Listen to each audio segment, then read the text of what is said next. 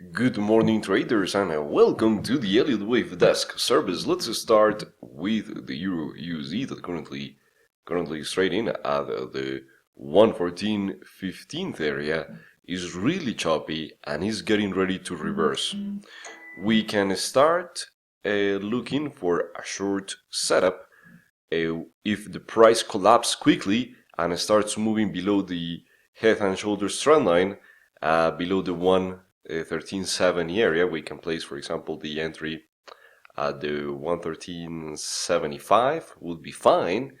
That will be a sell stop order in case that the price just collapses and starts moving lower quickly. So that would be the plan on the euro. What about the pound? The pound is climbing while the euro is going down. The pound is going up. It's a strong pound. The target that we have set at the previous high, 130.30, is getting closer.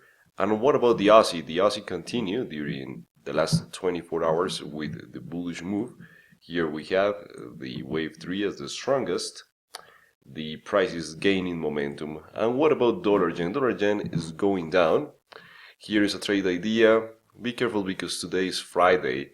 But anyway, the ideal is if we have this setup next week, but we have some news today, so let's see how it's going to develop the session. But anyway, the 112.85 area is the short trigger to follow the move down, and the dollar CAD, we have an active order. If your broker like mine has a very small stop loss, on the CAD I have like 0.3, 0.2, so it triggered my order right here during the move down. If your broker has a wider stop, it's going to trigger your order soon.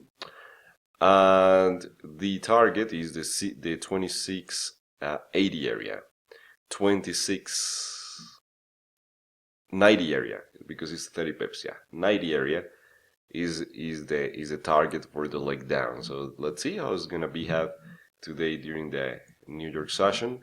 And the New Zealand, the Kiwi, we're still holding or waiting because we need to see a leg up before taking the decision after the wave 2 red. That will be next week. Could be one of the favorites to follow.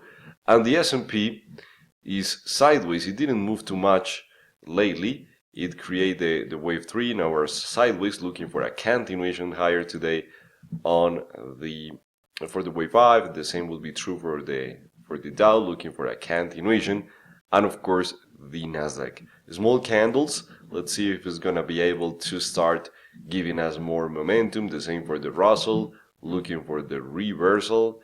Everything as we planned, and the DAX is gaining momentum. Here comes the fifth wave.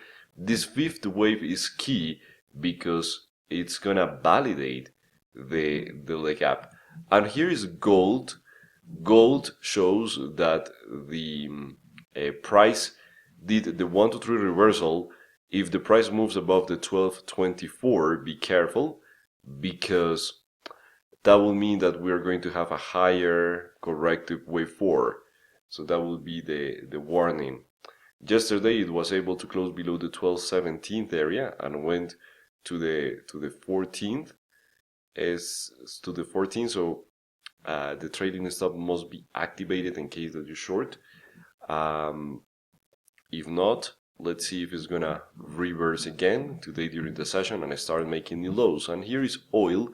Oil is gaining momentum as expected.